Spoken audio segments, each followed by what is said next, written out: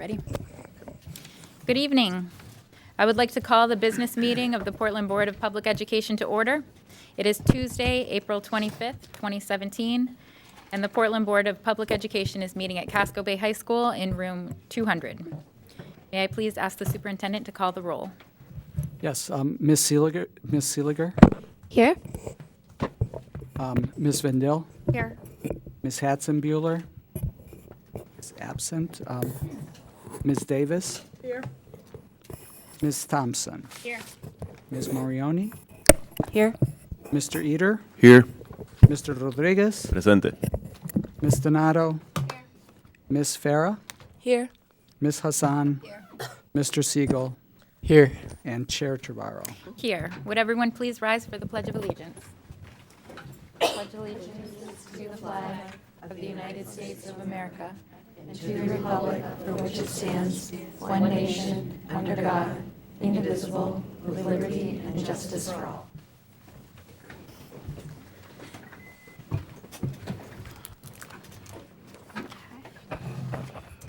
And for the report of the chair tonight, as you know, yesterday the City Council approved bringing 2 questions to the Portland voters in the fall.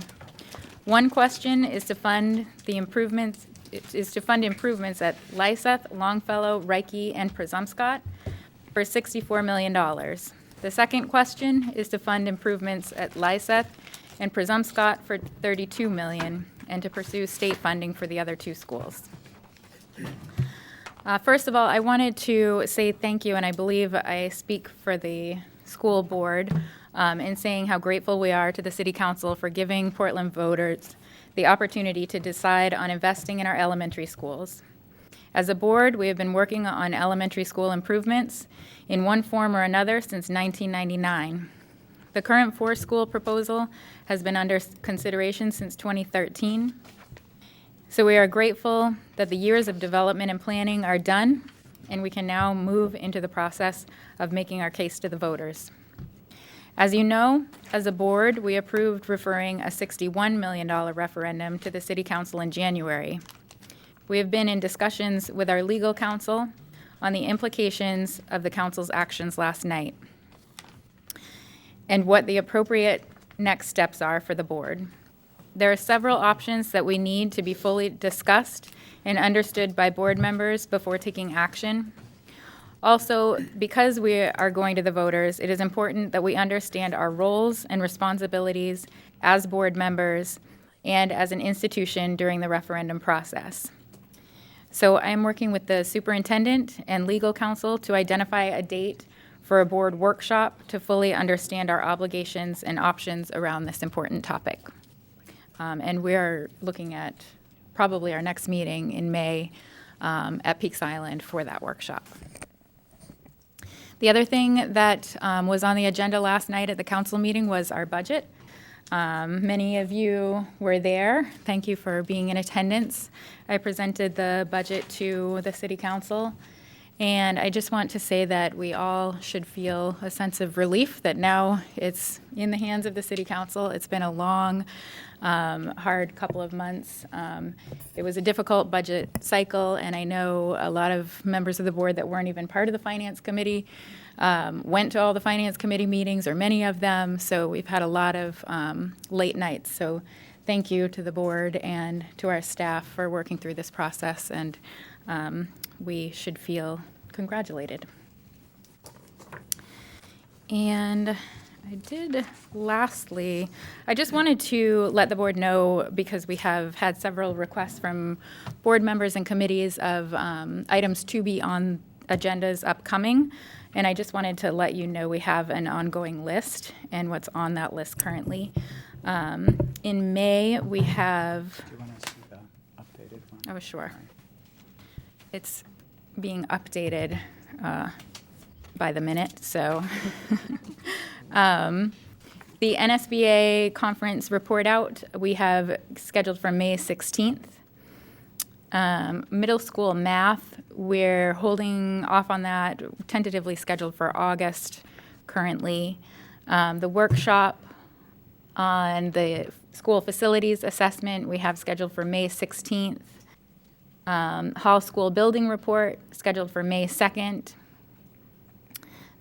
We have in June, both of those meetings, we'll have a first read and then vote on the district technology plan. We have comprehensive plan communications, that's tonight. Side by Side is in June, and pre-K research workshop. We have that tentatively scheduled in August because there's data that's still coming back to us. So we thought, I know the curriculum committee got kind of the first presentation of that, and so when we get the data, we'll have the board do the sort of second round presentation. And that concludes the chair's report. Moving into report of the students, we have Casco Bay High School. Is this on? Yeah. Awesome. So, hi guys. I'm from Casco Bay High School, and this is the school report. So, the current is the juniors just came from their expedition called Junior Journey, which happened before vacation recently, and I'm a junior. And basically, the goal of the project was to go to Detroit and capture the lives and stories and of the individuals we interviewed to later make a documentary. Things coming up are AP exams next week. Also, Casco Bay High School Spring Play is May 5th and 6th, and everyone is welcome to come. Faculty Appreciation Lunch is May 10th. Crew Talent Competition is May 10th. Casco Bay High School Plant Sale is May 13th. Senior Final Word, which I'm sure Ms. Thompson is really excited for, is May 15th through May 31st. And yet again, parents and loved ones are all welcome to come, and we ask your favorite seniors for details. Model UN Conference is May 18th to 19th. Grades are closing for warning reports on the 19th. Junior and Senior Prom is May 20th from 8 to 11. Freshman Family Orientation is May 25th from 5:30 to 6:30. Spring Family Crew Night is May 25th, 6:30 to 8 o'clock. All are welcome, and it's a dessert potluck. Final Words, which I'm sure Ms. Thompson is also excited for, is May 31st. Grade 9 Question of Cosines Culmination is June 1st. Last day of senior classes is Friday, June 2nd. Sophomore play is Work. Culmination ends June 2nd. The senior award ceremony is June 7th in school from 9 to 10:30 a.m. Graduation of the class of 2017 is June 18th at Mirror Auditorium at 6 p.m. Project graduation is June 8th, 8:30. College Pro Day is June 5th and 6th. The Junior Journey documentary is premiering June 5th. Sophomore passage presentations are June 15th to the 16th. Final assessments begin June 19th. Final class meeting is June 21st. Last day of school is June 22nd, and also Casco's famous cardboard boat racing. Casco Bay High School Summer School is the week of June 26th, and Portland Public School Summer School is July 10th. So that's about it. Thank you, Ms. Hassan. Report of the superintendent. Thank you, Chair Trevorrow. Tonight, I'm thrilled to recognize the Portland High School boys basketball team for winning the Class AA championship game last month. It was not only a solid 60-38 victory over South Portland, but it was the Bulldogs' second straight title and its third in 4 years. Congratulations to the team and to Coach Joe Russo, who's coached Portland High School for 27 years and for whom this marked his 401st career victory and his 5th state title while at Portland. This is clearly a well-coached team and one that played well together with everyone doing their job with intensity and focus.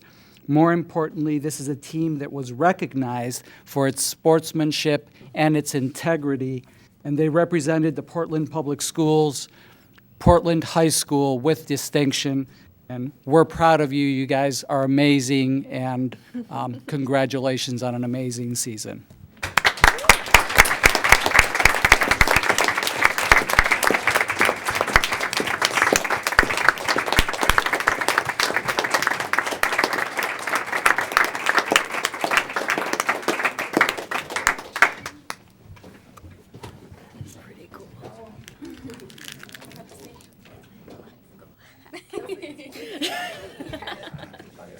Represent.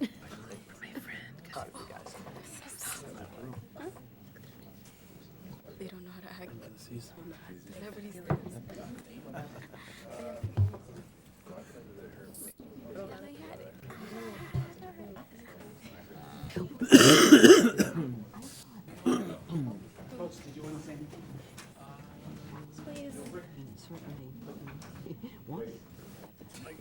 Say a few words, yeah?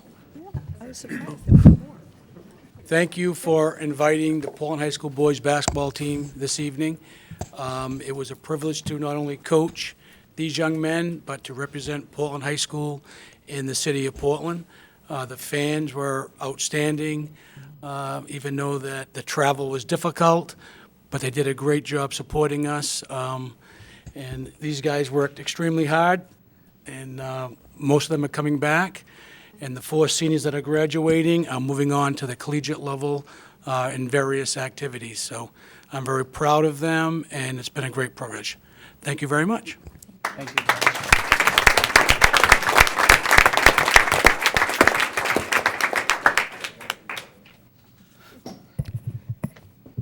Tonight, we recognize Madalena Rocha, an Ocean Avenue 5th grader who really rocks when it comes to helping others. She received a Girls Rock Award for community organizing at the 10th Annual Girls Rock event held at Camp Ketcha on April 7th.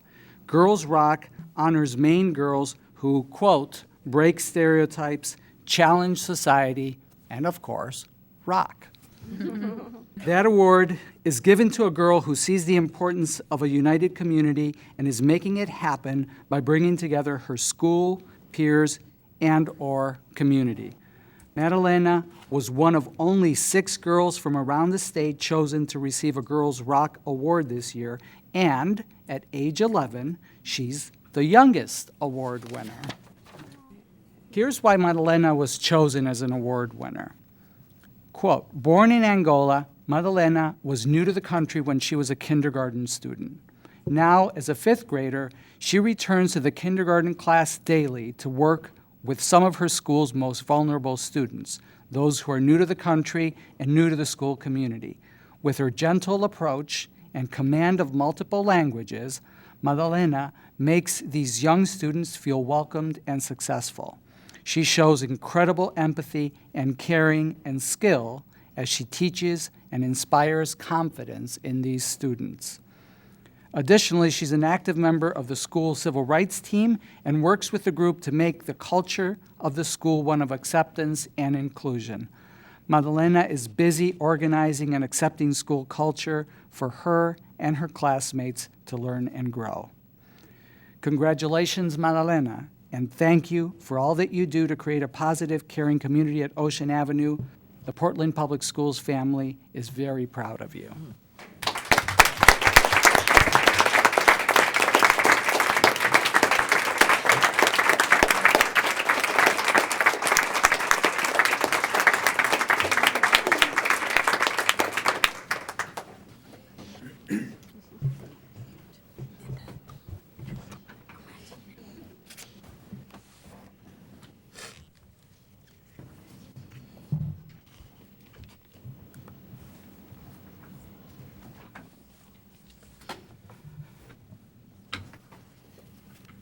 Next, we'd like to honor Patricia Sprague, the IB coordinator at Ocean Avenue Elementary School, with the Portland Public Schools Essence Award. This award recognizes an individual who embodies the good work that is happening in each of our schools. In 2016, Ocean Avenue Elementary School was named as an authorized International Baccalaureate World School Primary Years Program. That's a mouthful. Ocean Avenue is the only elementary school in Maine to attain such a distinction and one of just a few in New England. Patty Sprague, who coordinates the IB Primary Schools program, was one of the key staff members who helped the school to achieve this status. Patty has been at Ocean Avenue since 2013. She leads a number of IB initiatives. This year, that has involved everything from training new teachers, supporting the launch of the Capstone Exhibition project for fifth graders, defining Ocean Avenue's program of inquiry, and starting the school's IB Institute this summer. It's quite a list of accomplishments. Patty also co-teaches in classrooms to further solidify the inquiry-driven, concept-based approach for our students, which helps students think deeply and be able to express their thinking. Patty reflects the values and mission of our district and definitely Ocean Avenue School by supporting everyone where they're at and being truly reflective, knowledgeable, and open-minded. She's helping everyone at Ocean Avenue grow to represent the IB ideals of helping prepare students for life in a global and interdependent world. Congratulations, Patty, on this well-deserved recognition, and thank you for all that you do for staff and students.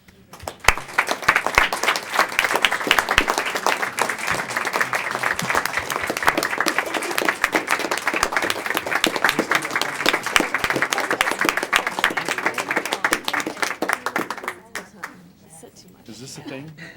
Yep. That's a great idea. Yo, okay. Yeah. I get tired. There's nobody else. And I'm sure everybody sees that there's a pattern emerging. These are all Ocean Avenue awards. And that's because right after my remarks, we're going to have Ocean Avenue's School Success Plan presentation. But the last group that we'd like to recognize are by no means the least that we want to recognize. Finally, this evening, we'd like to recognize two outstanding volunteers at Ocean Avenue Elementary School, Will Burrow and Molly Anderson. I'll start with Will.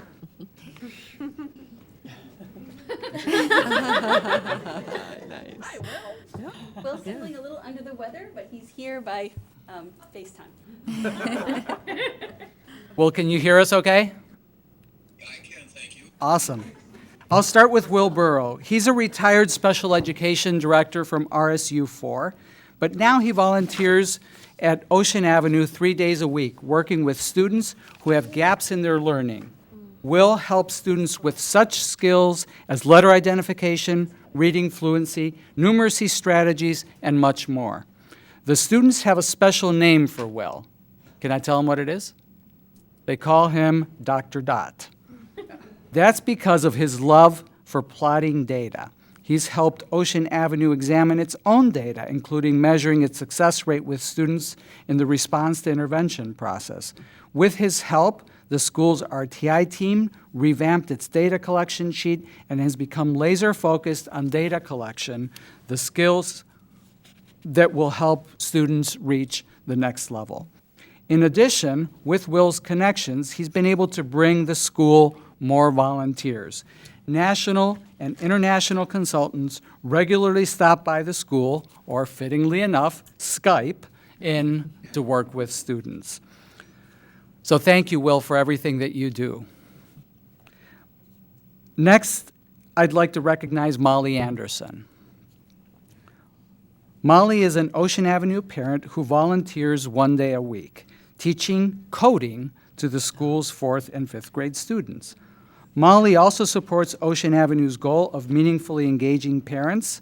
Last year, she became a board member of the school's PTO. And for those who don't know that, Ocean Avenue has an amazing, incredibly engaged PTO. And this year, Molly is the community director. Principal Corsi said Molly is very skilled at bringing people together. Here's a description of a parent night that Molly was instrumental in organizing. Molly was the driver behind our latest very successful parent night. We had drummers from Burundi and a potluck with Burundi food. It was a fun evening that brought a smile to everyone's face. It was standing room only for the formal performance, and everyone was dancing and drumming as we moved into the gym. Will and Molly, congratulations on this well-deserved recognition, and thank you for everything that you do. I would also, in closing, like to point out that last week was Public School Volunteers Week, and I'd like to take this opportunity to thank all of our wonderful Portland Public School volunteers. As we can see from these two impressive examples, our volunteers truly make a difference in our schools.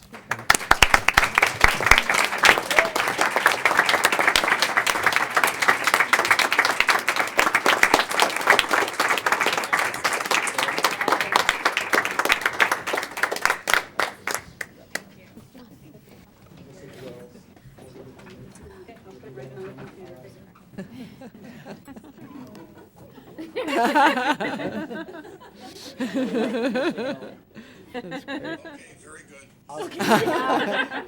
Enough of this.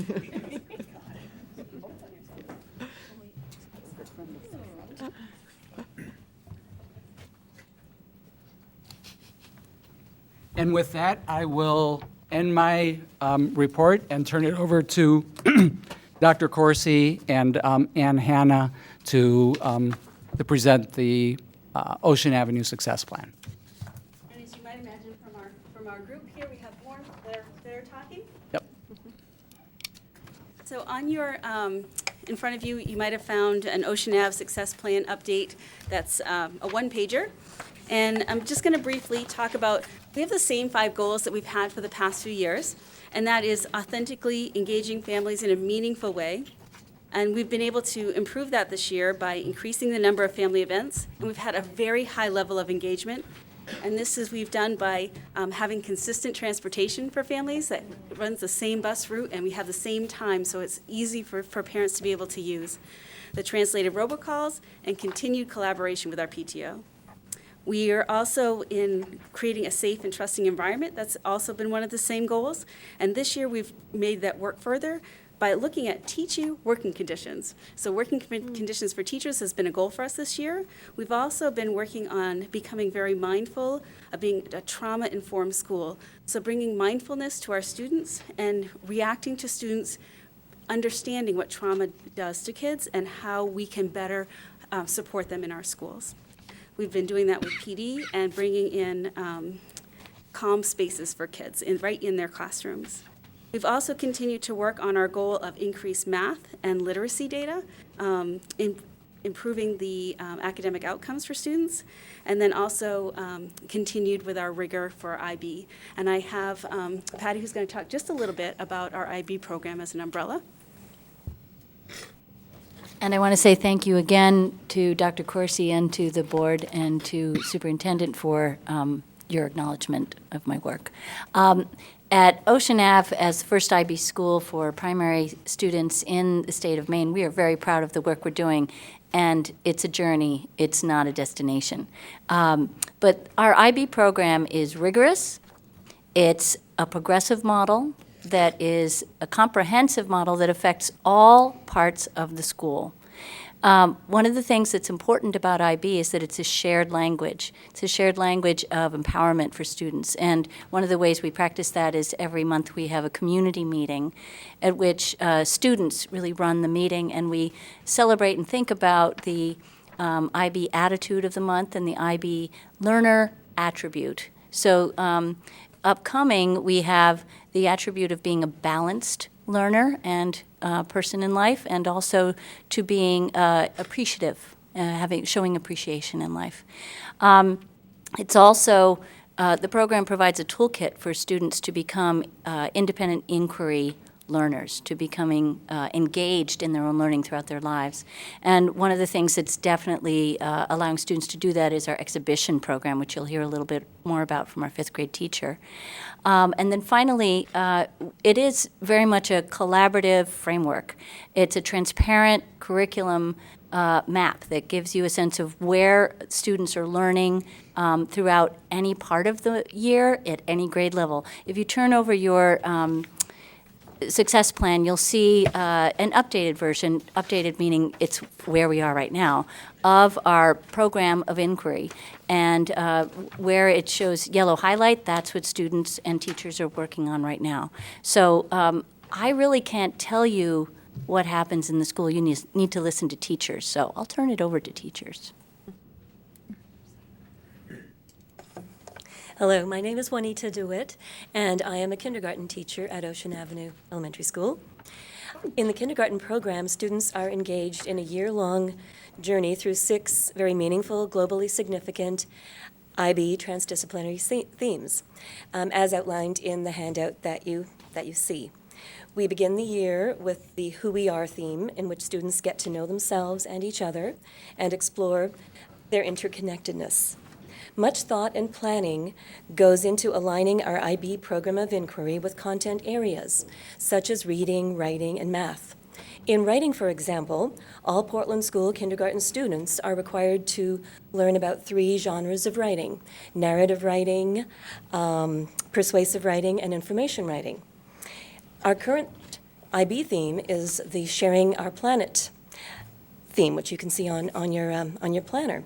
In that theme, the central idea in the kindergarten grade is we share the earth with all living things, and we can make choices to be good to our earth. The way we managed to also fit in our content area is that, first of all, kindergarten students are exploring this theme through various lines of inquiry. And at the same time, in our current writing unit, students are learning about being persuasive writers. The Sharing the Planet IB theme and the persuasive writing theme are very complementary to each other. Students are generating persuasive writing pieces about ways to be good to our earth. And I just have a short example here. One of my students just recently wrote a persuasive writing story called Please Don't Litter. And so there it is, Please Don't Litter. And I can read it really quickly because kindergartners don't write all that much per page. But it's great, good quality. People are littering. That is a problem. So he's identified the problem. Next page. It is not okay to litter because animals could get sick and animals could die. Also, kids can't play in a playground that looks messy. You can help the earth by cleaning up. You can't help the earth by not cleaning up. And finally, always throw trash in the garbage can. That's great. That's just a little snapshot of what we do in kindergarten. Good evening. I'm Kelly Nogar, and I teach 2nd grade at Ocean. And currently, the 2nd graders are working on our Heroes unit. And the central idea for this unit, you can also see that on your planner, it's highlighted, is individuals make a difference in the lives of others. The lines of inquiry for this unit are: what makes a person a hero? What are different ways to define a hero? What attributes does a hero possess? And who are your heroes? During our 6-week unit, students explore different kinds of heroes, from superheroes to historical heroes, sports heroes to everyday heroes. This exploration takes place through reading biographies, but there is also a community engagement piece where we solicit guests to come in from the school community and the community at large to be a heroes presenter. Some of these heroes include engineers, people in the medical profession, firefighters, police officers, local sports figures, social workers, musicians. This year we had a community organizer and political activist. And last year we had a Skype with Senator Angus King. Towards the end of this exploration, students choose a hero to research, and then they write a persuasive essay about why this person is considered a hero. During art class, the students work with our art teacher, Sally Mitchell, to create a portrait of their hero to accompany the writing. Here are some examples of the students' work.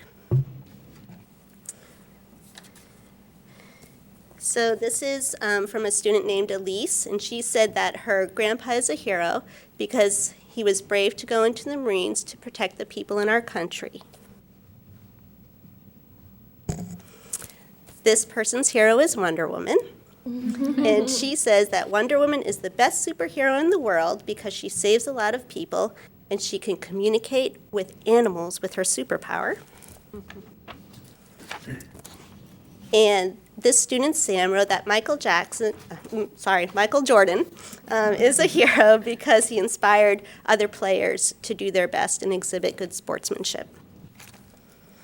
And one more thing I want to share with you is an exit slip, and I do these periodically after read-alouds or after we do a little bit of study on somebody. And I said, I asked the students, are all heroes famous?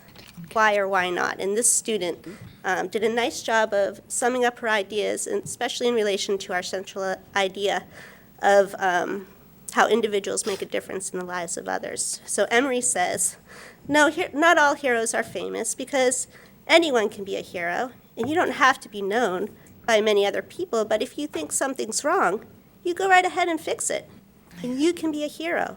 You don't have to make a big difference, but something will still change. So that's second grade. That's what we do in second grade.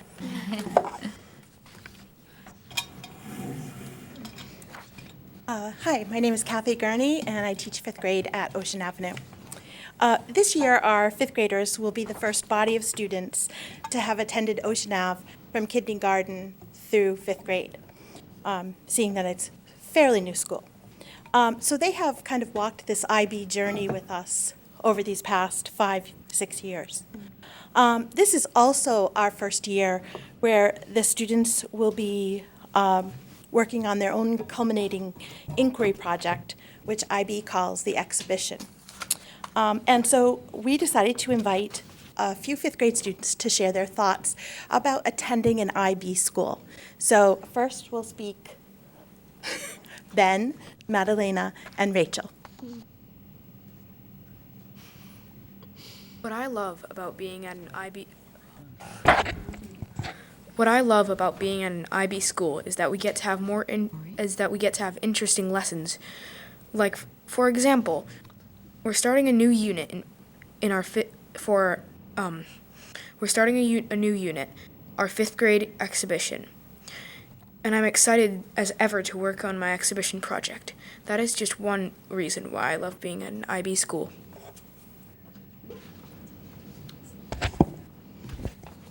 Hi, my name is Madalena. To me, being in IB school means that our students can be more open-minded and tolerant to other cultures. It also means that we can become inquirers. I like being in IB school because our school is so diverse. Being in IB school means we celebrate and treat everyone equally. We even made a movie about immigration. I feel that every school should be an IB school.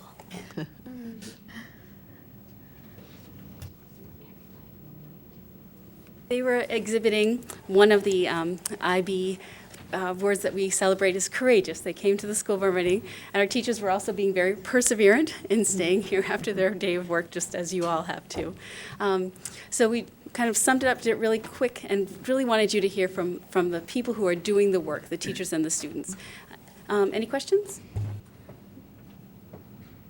Questions, board members? Ms. Vendel? Thank you, Madam Chair. Thank you, Principal Corsi, and all of the students, staff, parents, and that came out, and for the fantastic presentation. I guess I was really drawn to your opening and the goal around authentic engagement. Could you speak a little bit more about where that came from? And I'm just interested.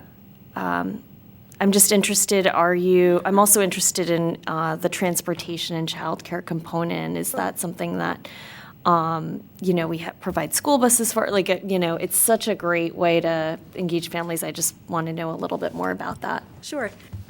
So we've been talking about this for a few years, and authentic, meaningful engagement for parents is really what it's about. I'm trying to find out what's meaningful for each family, and so we have lots going on. Mm-hmm. But one of the things that I think has really increased our attendance is having this transportation that's available, and it's a school bus, and it costs like $71 to make this happen, so not that high of a barrier to reach for us. And it stops at 8 different stops, and we publish that ahead of time, and we continue to keep the same stops in the same time, so it makes it easy for communication, and it makes it easy for people to remember how to work that. And so parents come on, and then we also give them a ride home at the end. And we've had one meeting this year where we wanted childcare for everything else the kids were involved with, but we had a meeting at the beginning of the year called Shared Space, which I know other schools have done too. But we had 7 questions that we wanted to get parents to answer for us, to get at what's working and what do we need to change to help them have more meaningful engagement. And we wanted parents to be able to sit together, and we had translators there at particular tables for parents who wanted to have like languages to have that conversation.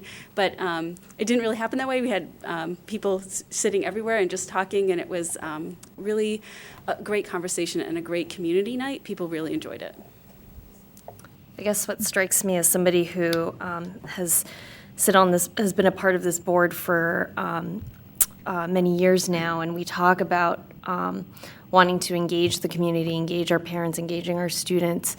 And, my background as a community organizer is, about what is meaningful, what are people going to be, what are people going to do to, take time out of their busy schedule, what are the things that they're, that they identify as worthwhile. And I just applaud your approach. It sounds like you've really taken the time and the care to really get to know your families and, provide the proper supports that in a streamlined way to create the path of least resistance for them to participate. Thanks. One of the great ideas that came out of that shared space was an idea about connecting families together.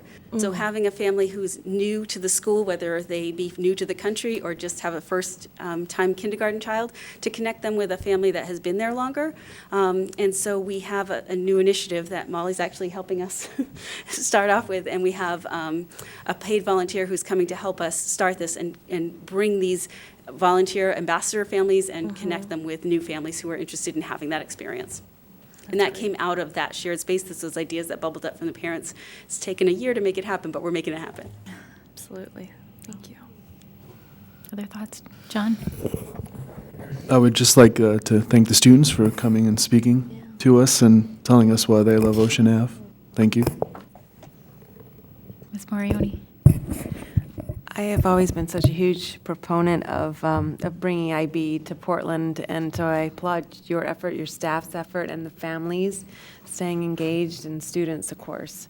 You didn't really point this out, but I just want to say already looking at the student growth that you're able to see, from last year till this year, it's really remarkable around, the reading, and I know you're still working in the area of math, but I just wanted to say congratulations there Thank you. for me, and I'm pleased to know you have even volunteers helping with collecting data, and I think sometimes that's often our weakest link, and so I appreciate your Creating the systems to be able to use that data. Yeah, exactly. Yeah. So thank you very much for all your hard work, and it's the results are showing. So thank you. Thanks. Lori? I was just curious if you could tell us a little bit more about what you've been doing with Count Me In and Sure. attendance. Yeah, so we've been, we jumped on board when Count Me In came to the principals meeting a few years ago, and Susan Lieberman's been helping us, and she's actually had me out talking at different groups and sharing our experience. And we've improved our attendance dramatically the first year, and then we've made jumps each year, smaller, but we're going in the right direction. And having parents hear the message over and over again, it's important to come to school. Yes, please stay home if you have a fever or you're vomiting, but other than that, we want you here at school. And talking to kids and parents about welcome back rather than where were you, and having a different message to families about a welcoming and an inclusive environment, I think has helped. We have teachers who are calling. The office is always calling just to make sure the kids are safe, but then teachers are following up later if they're out for more than 2 or 3 days, just to say, what can we do? We really missed you. Let me talk to you about what's been happening. And you also participate in the walking school bus as well, which I think we've heard about with East End, but Ocean Avenue does it as well. Yeah, we have, we identified one neighborhood where we had a higher need for students to be coming to school, and it was a bus stop. So we have, many of you sitting right here have helped us with this, so I appreciate that very much.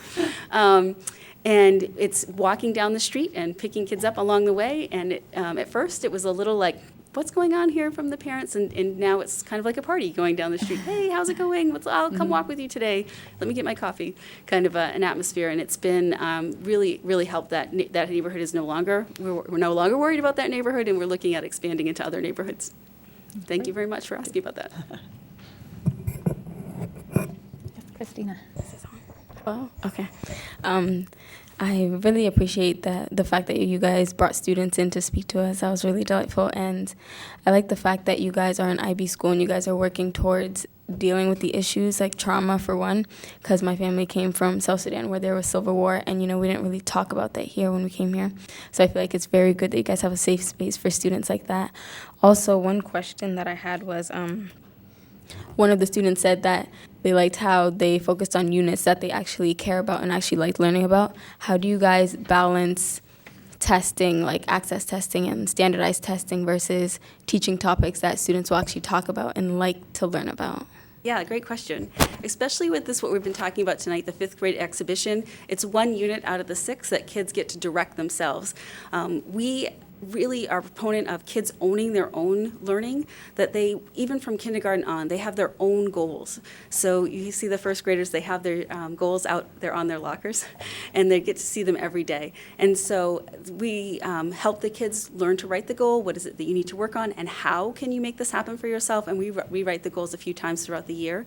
And then it comes to the 5th grade program that they're seeing, okay, here's what I'm interested in, here's what I want to work on. It fits within the framework, but it's what they desired, what they're interested in learning more about and researching and inquiring about. Thanks. Anyone else? No? I would just say thank you. This was a great presentation. I love hearing about the expeditions, and I think, you presented them in a way that's easy for us to understand how you go through an expedition and also meet the content areas. And I think that's something that is useful for the board as we talk to the community. I think there's a lot innovative going on at your school, and it makes me excited to be a board member. Thanks. I just want to say thanks to my staff for coming out so late. I appreciate it. Thank you.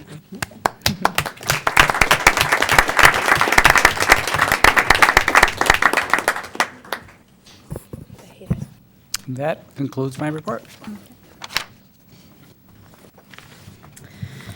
Report of the Secretary. Consideration and action to approve the meeting minutes of April 11, 2017. Is there a motion?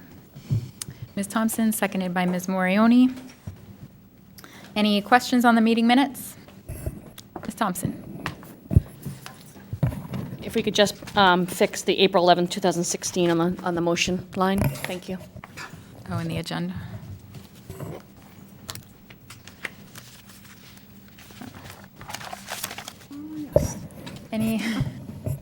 Any other questions on the meeting minutes? Any public comment on the meeting minutes? Seeing none, any discussion on the minutes? Seeing none, without amendment, all those in favor of approving the meeting minutes of April 11th, 2017? It's unanimous with the students voting in the affirmative. Here.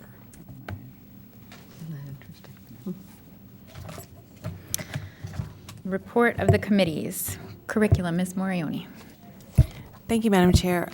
We right now have May 4th at 6 p.m. for our next curriculum meeting, and I just needed to double check with one of our board members to confirm, but I'm pretty sure that we're all set for that evening. Again, May 4th, 6 p.m. at Central Office. Thank you. Thank you. Operations, Ms. Davis. The Operations Committee is scheduled to meet on May 9th at 6 p.m. at Central Office, and the agenda at this point is still in development. Finance Committee, Ms. Hatzenbuehler is sick this evening. She did let me know that the only real thing to report on was the budget presentation last night, which we already talked about. I don't know if there's a meeting scheduled, but There's a joint Finance Committee meeting on Thursday. this Thursday. On the Okay. 26th. And that would be, it's a joint finance committee? Joint finance with the city Okay. on the budget. Policy, Legislative, Public Affairs, Ms. Seeliger. So we have a Public Affairs meeting, Central Office, 5:30 on Tuesday, May 9th. Are there any other committee and/or member concerns? Ms. Thompson? I just want to thank you for listing off the things that were coming up for the board. That's great, and I think it gives a good sense to the board of things that are coming up on the horizon. Just wondering, even though it's a moving target list, if we can just even bulletize some of the stuff for the website in some form, even under the board page or agenda, or maybe even add it to the bottom of our agenda somehow, and just show that the so people in the audience as well. I was trying to feverishly write them down as you were saying them, so there's some great topics that I think people want to be plugged in for, so if we could just communicate those out. So thank you for doing that. Also, I just want to take a moment to thank the parents in the community for all of their hard work. We got over a huge milestone, excuse me, last night with regards to getting the bond out for referendum. And I truly think that we've gotten just so far every time, and it was the parents in the community that really kicked it, I think, into high gear this time. And I don't want to shortchange them for any of their work, because they really were the impetus that kept this going. The politicians and those of us elected officials and so on and so forth could only take it so far. And I think that their hard work is what's going to get us to the finish line, whether it be 4-2 or whatever. So I want to thank them for being engaged and to stay engaged. So thank you. Thank you. Any other committee and/or member concerns? Seeing none, we'll move into consent items. Would the superintendent please read the consent items? Yes, Madam Chair. Deering High School received a donation to assist students in need from the First Universalist Church of Yarmouth. And Lyman Moore Middle School received a donation to their food pantry from Evergreen Credit Union of Portland. Thank you to both for their contributions. And we have no old business this evening. Moving into new business, consideration and action to approve a retirement incentive program effective July 1, 2017 for PAA employees and August 27, 2017 PEA employees. Is there a motion? Ms. Thompson, seconded by Ms. Mendel. Will the superintendent speak to the motion?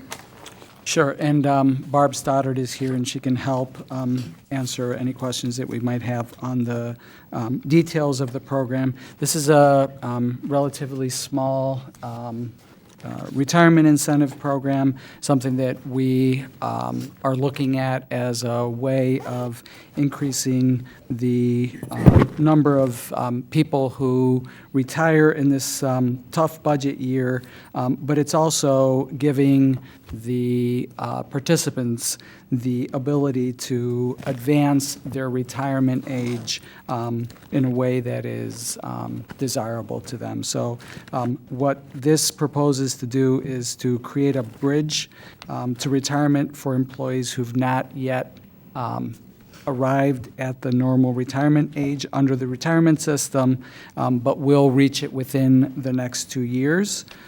So during this interim period between June 30th of this year and August 27th, from June 30th for administrators or August 27th for educators, it will give them the opportunity to go on a unpaid leave of absence for up to 2 years, but in most cases it won't be for the full 2 years. It'll just be the period that they need between the present and when they become eligible for retirement. So they actually reach the retirement age. During the employee's unpaid leave, what we will do is provide them with single health and single dental coverage, something that they obviously wouldn't be able to get if they just left now. So that's the incentive, and it's important to point out that this is subsidized, paid for by the accumulated sick leave that the employees would otherwise be paid out at the time of their retirement. So there's no additional cost to the district because it's offset by that retirement payout. At the appropriate time when they actually do retire, they would get whatever the difference is between what we've paid for their health insurance during that period of time and what they still have in accrued sick day leave that would be paid out at the time that they retire. Are there any questions on the motion? Ms. Davis? How does this support our people goal? Because that seems to be really focused on retaining employees, and this seems to be focused on the organization shedding employees, particularly our most longer serving and more highly trained. Yeah, it advances the people goal to the extent that these are individuals who are looking forward to their retirement, so nobody is being forced into retirement. They are folks that have decided that, you know, they're at a point in their career where they're anxious to move on to do different things, and so this enables them to be able to move on to those other pursuits. And, you know, it allows us to recruit and bring in new staff consistent with, you know, some of our initiatives around diversifying the workforce and things along those lines. I guess the second question is, I read through this, it appeared that it has a very short window, and if it was truly to be a benefit to people who seek to retire early, why wouldn't this be something ongoing so that people could know that it was there and plan for it in their retirement? Because I think if I understand correctly, people have 3 days to indicate their willingness and 3 weeks to actually sign and commit to it. Yeah, am I correct, or am I missing something? Do you want to speak to the specific dates and so on? I don't believe it's that tight, so. No, when we rolled this out, so we've been working with the union on this, and this has been ongoing for about a month. So the dates that you see here are accurate, but folks have been notified about this for weeks ahead of time. So the window does close this Friday for people to let us know, but it has been out there. So prior to the board actually approving it, it was sent out to our employees. When was it sent out? How long have employees had this and known about it? I would say 2 weeks, approximately. I don't have the date right in front of me. Okay. Union leadership shared the information that this would be coming, and they generated interest ahead of time. Okay. How many people do you, since it's been out there and there's been discussion prior to our considering it, how many people do you anticipate? I assume that there's some sense, or that we can look at our own eligibility and determine folks who meet the age criteria and the years of service criteria by looking at our own database. How many people are eligible for this? So I don't know how many are eligible. There are 4 people who are interested. Okay. And I guess going back to my question, why is this brought to us as an incentive rather than as a benefit, where it actually would, I think, support and retain folks? I'm not sure I understand the distinction between the two, but I'd love to hear. A benefit would be that we put this in place, and this is a one-time only, as I understand it. A benefit would be that this is an option for any employee who meets these criteria going on. So I don't meet it right now, perhaps, but I'm a few years, I can now plan that this might be something that then actually is a benefit to the employee, in my view. An incentive is always a benefit to the organization, not necessarily, you know, incidental to the employee. The benefit is really aimed at the organization. Yeah, So I'm just curious why it's not a benefit that we're talking about bringing in as opposed to a one-time. So from my perspective, this is definitely something that we would be willing to continue to discuss with our association in terms of something that becomes more of an ongoing possibility. We are bringing it as an incentive because it was something that we started discussing in the context of our recent budget as we were trying to ensure that we wouldn't be in a position to lay off staff. And so this was a way to enable us to have positions to be able to slide people into. So I think that that's the origins of it. I hear what you're saying, and I'm not averse to, considering it and working with Ms. Olafson to look at this as an ongoing, as a benefit instead of an incentive.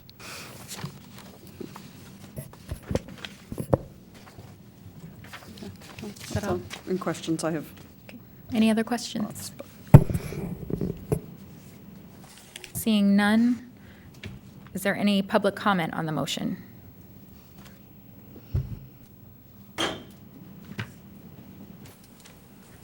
Good evening. I'm Sue Olafson, President of the Portland Education Association. In addressing Ms. Davis's comments about our people goal from the comprehensive plan, I think this really does address not only the people who might take advantage of this, but also some of our new educators. There, as you're aware, have been many position cuts that have been listed as a result of us not getting the state funding that we should be getting. And so this allows us to keep some of the teachers who are our most newly hired teachers, who are usually at a much lower salary, and allow teachers to leave who really are looking to leave. They are retirement's not approaching fast enough, and this is a way to sort of bridge the gap. And this is not something that's new to the system. We have done this sort of thing previously. When Manny was here, we put out something similar, but for a much shorter period of time, because sometimes teachers reach their normal retirement age mid-year.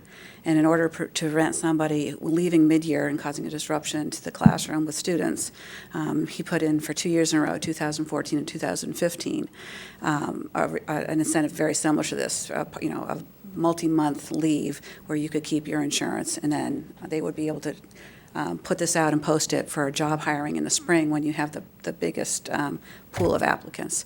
So I think this is a good thing.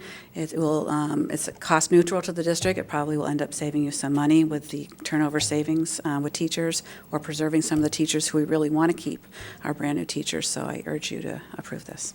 Thanks. Any other public comment? Seeing none, is there any board discussion? Ms. Thompson. Thank you.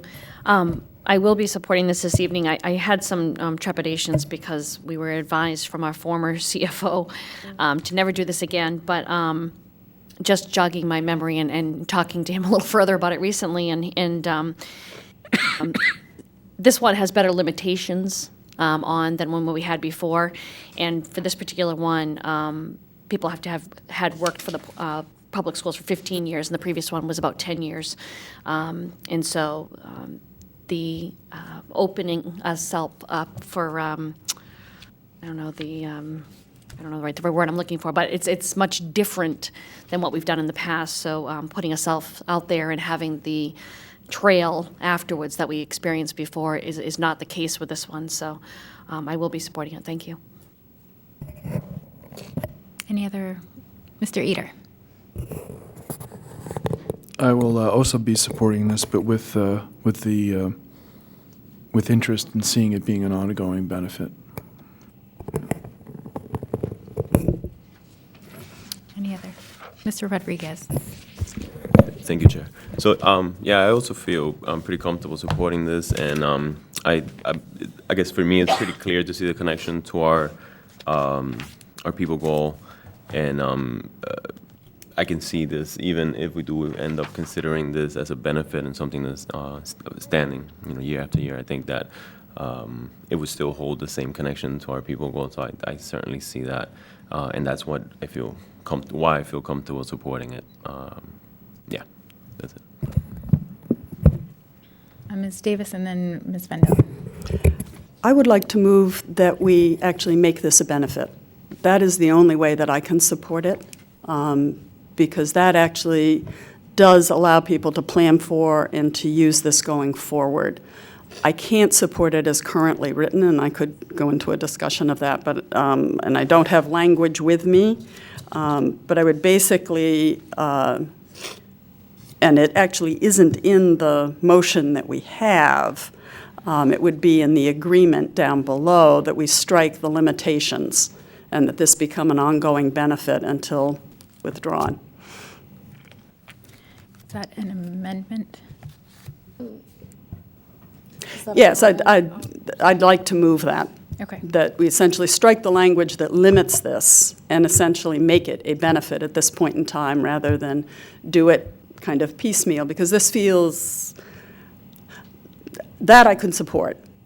The other I can't. I don't know, other people have spoken to their support for wanting to see it as a benefit. I guess I'm asking if that support is there to do that right now.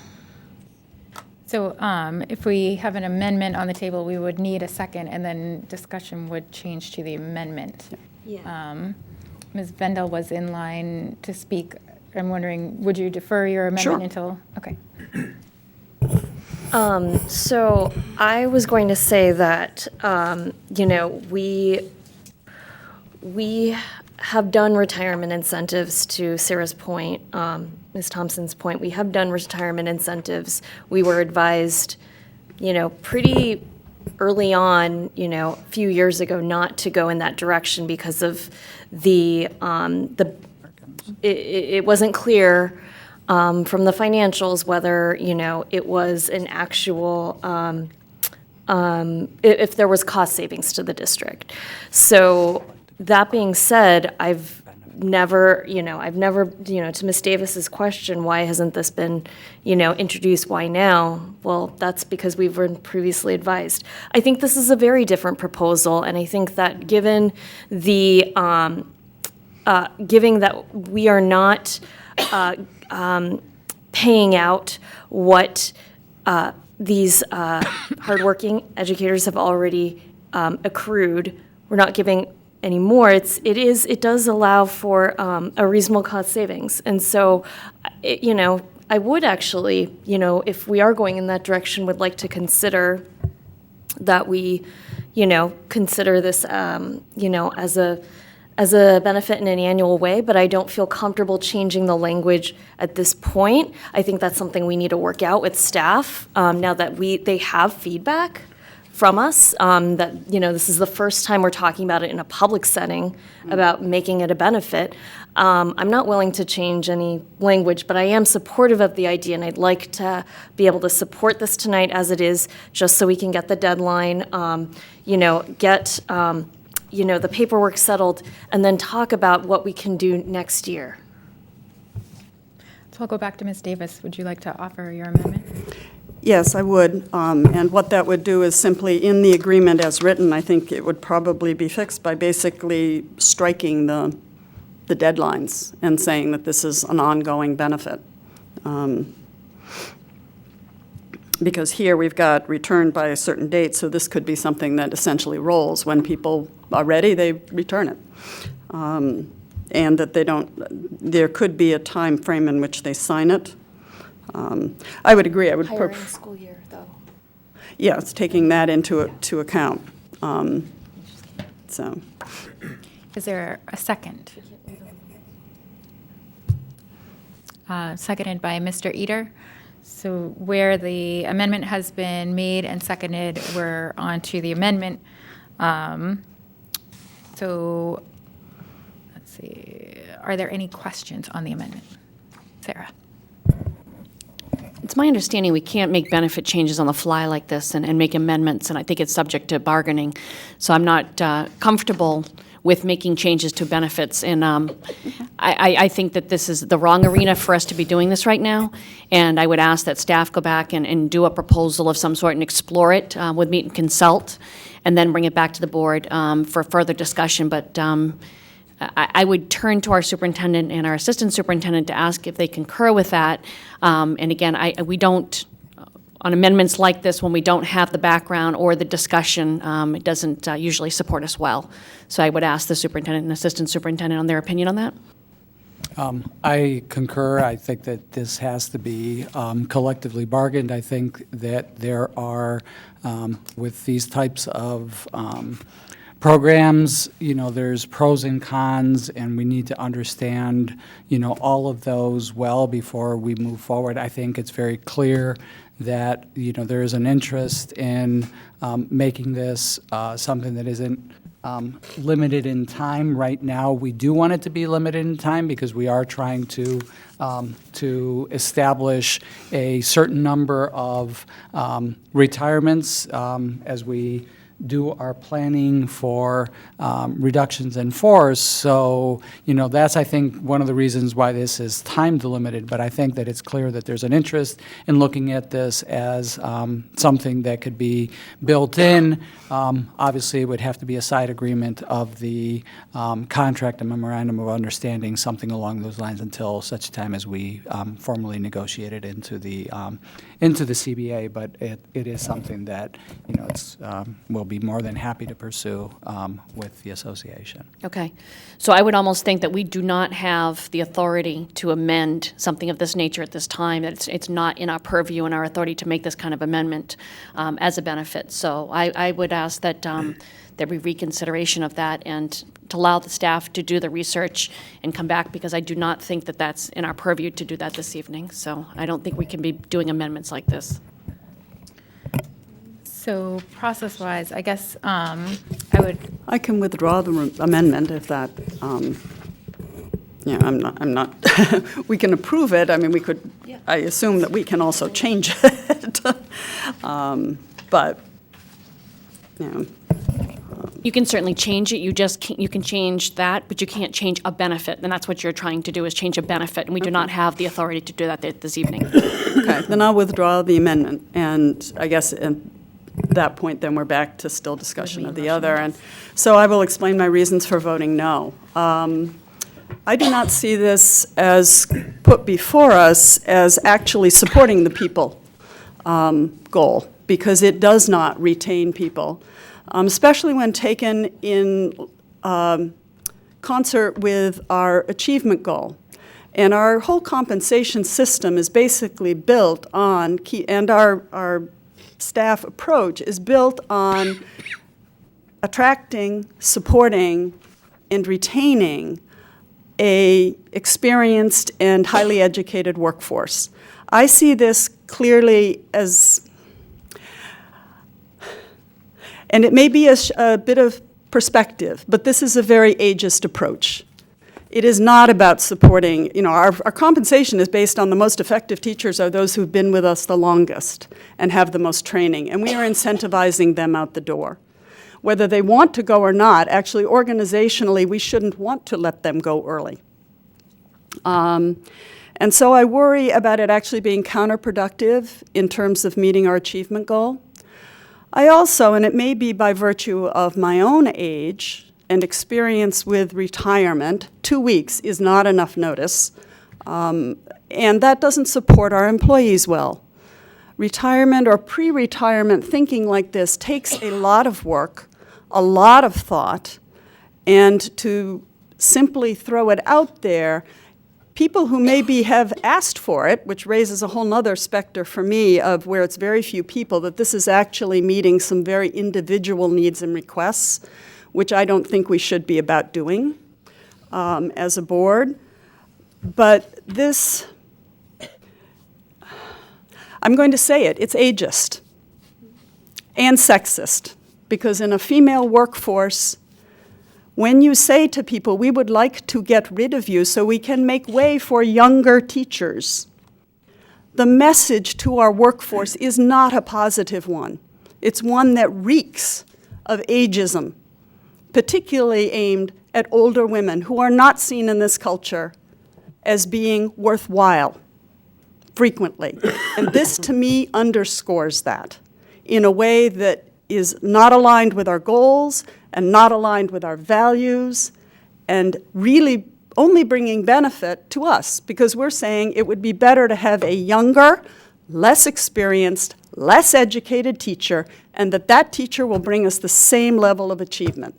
If that's the case, then we need to be redoing our compensation system, because it's based on paying teachers and our administrators more for their experience and for their education. So there's a disconnect here I cannot reconcile.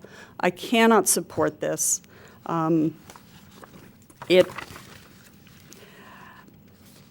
As I say, it's an ageist proposal, and there is not a person of a certain age who doesn't know that retirement incentive is code for, why don't you leave, honey?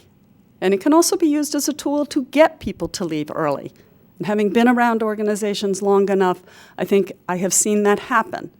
And I don't want to be part of putting a tool in folks' hands. So that's one side. And on the other hand, if there are people out here who've asked for this, we are devising a special exit ramp for 4 people. And that's not what we should be doing either. Retirement is retirement. People should figure it out, or we should have a benefit that people can count on, work towards, and plan for in a responsible manner. Because there have been a number of our staff who have retired with some of our incentives and regretted it later because it really wasn't the right decision. But the blue light special mentality incentivized them to make the wrong decision for themselves, personally, financially, in their career. So as a board member, I will be a no, and a very strong no. Any other board discussion on the motion? Mr. Rodriguez, and then Ms. Morioni. I appreciate Ms. Davis's comments. I don't necessarily agree with all of them, but I do like the idea of asking our staff to look into it and down the road as, how this could be more of a considered a benefit on an annual basis. However, it also means that we're saying that to all of our staff, you can retire 2 years earlier than any other state, organization. Bottom line is, I think there's more investigation that I'd like to see come before us before we make that, decision moving forward. For this, though, we have been in this spot before, and we've done it before. People have taken advantage of it before, and I'm going to support it tonight because I do like the fact that at least it helps. It becomes revenue neutral. I don't think we're actually getting tons of benefit necessarily from it, except for the fact that I don't necessarily agree that younger employees equals more has the most experience. In other words, if I decided today, which I've even considered going into education myself, I already have all of the master's degrees, all of these things. So bottom line is, it doesn't, in my mind, equal ageism and or sexism, as you've put. But I'm not here to debate you, Lori. I'm here to just say that I think the point, what I'm trying to make is that I think that I'm not a huge fan of the fact that it only has 2 weeks for the decision, because it is. That, I think, if there's any potential way, definitely in the future, maybe not tonight, but to have a longer month even, it's a big decision, and 2 weeks doesn't feel like enough. So, yeah, those are my concerns about this as it is, but I will consider it and support it tonight. Thank you. Mr. Rodriguez. Thank you, Chair. So I just wanted first just to clarify what I said earlier, that I do support this the way that it's written today, but like we've said already, that I'd like to have the conversation and the information about what it would be like if we can have this as a standing benefit year after year. I'd also like to say that I don't necessarily disagree with what Ms. Davis is saying, but I'd caution us to take any stance or to make any assumptions of what makes a better, or who is the stronger of our educators based just on their experience. I think that holding on to a job for a certain number of years doesn't necessarily equate to being better. I know in healthcare, I know first and second year therapists who could walk circles around guys that have been around for 20, 25 years. So I'd just be very cautious to send a message like that. In my work every day, I work with retirees, I work with geriatric population, and I hear stories. of what pushed people into retirements, what the challenges were. So I am sympathetic to that. I literally live with that every day. For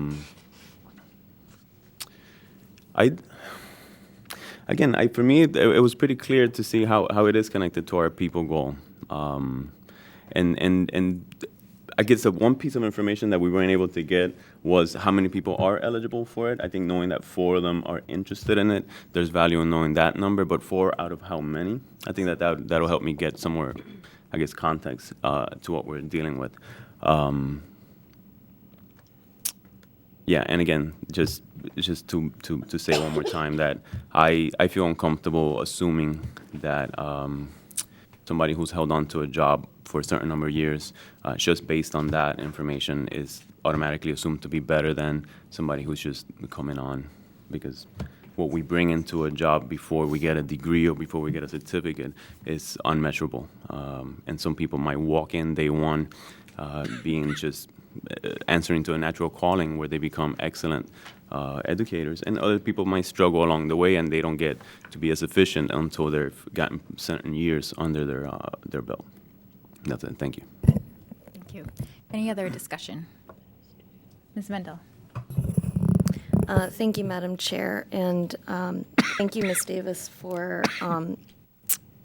really articulating, where you're really having trouble with this from your experience and your perspective, and certainly from the very personal issues that this is touching. I respect that, and I hear you, and I want to acknowledge that that I heard that because I don't have that same experience. But I've seen it on the other side as somebody who's younger, and who's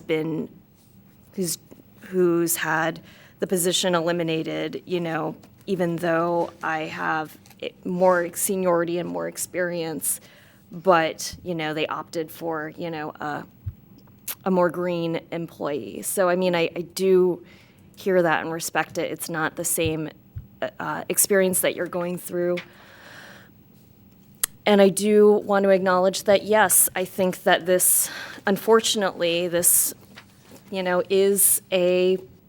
I think this is a product of, a compensation system, a value social system, that does not, that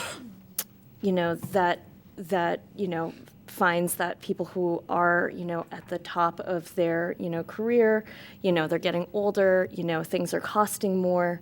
Unfortunately, there's a rush to, squeeze those people out of organizations and businesses all across. And I think in Maine, where we're seeing, we have one of the highest rates of people who are retired, people who are older, that just makes it even more of an issue we need to be, cognizant about as an organization. And I really want you to know that I hear that from what you're saying. I do, however, see this proposal as a way for us to move forward, both working with our administrators and our employees to find a better way that we can make a benefit like this work for our district, one that isn't, that allows for adequate planning, one that respects, people's decision to retire, because I know it is a very personal decision. And I don't want this to close. I don't want to. I want to acknowledge what you're saying and your vote, but I also want to say that this is why I'm going to be supporting this tonight, in my hopes that our administrative team, our district can do better for our employees, especially those who are feeling like they're being squeezed at all levels. Any other board discussion?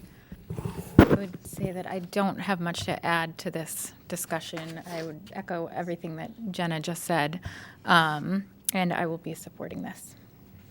So with that, I would call for a vote. All those in favor of approving a retirement incentive program effective July 1st, 2017 for PAA employees and August 27, 2017 for PEA employees, please indicate. That is 1, 2, 3, 4, 5, 6, 7, with three students voting in the affirmative, and all those opposed. Ms. Davis and Mr. Siegel, are you abstaining? Mr. Siegel's abstaining. Okay.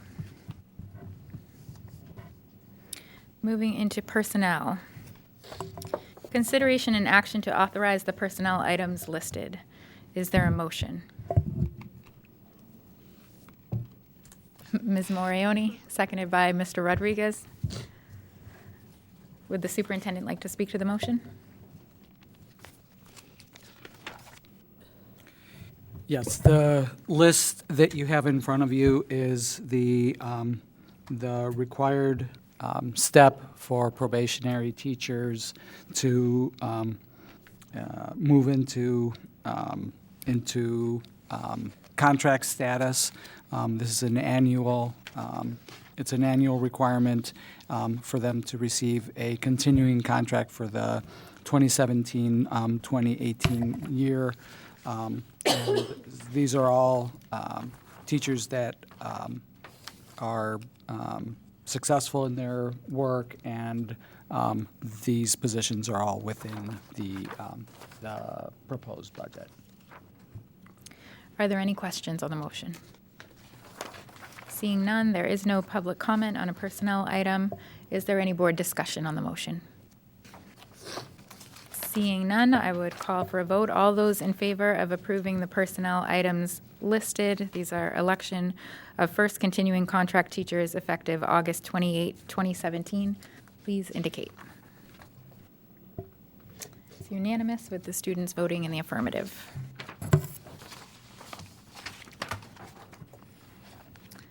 And we have a second consideration and action to approve the personnel items listed. This one is for re-election of probationary teachers effective August 28, 2017. Is there a motion? Ms. Morioni, seconded by Ms. Thompson. Would the superintendent like to speak to this motion? I was not prepared. I don't have that in my packet. Barb, can you help me with that one? So this is simply part 2 of what you're looking at. The first group were those folks who are this year probationary 3 teachers moving to continuing contract. The second group are folks who are year 1 and year 2 moving to year 2 and year 3 of probationary. So they're just in 2 separate groups.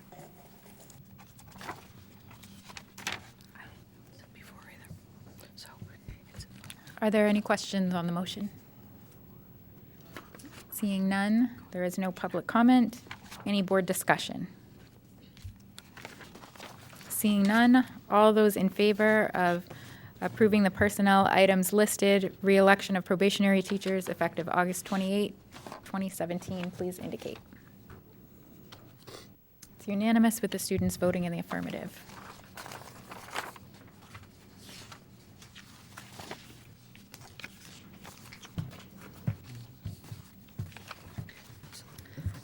There is no board focus on education tonight, but at the end of the meeting tonight, we will be having a workshop. The workshop will be on the comprehensive plan communication strategy. And where it is before the hour of 10 o'clock, I would call for public comment on any item not listed on this evening's agenda. Seeing no public comment, I would call for a motion for adjournment. Ms. Seeliger, seconded by Ms. Thompson. All those in favor? It's unanimous with the students voting in the affirmative. We are adjourned. And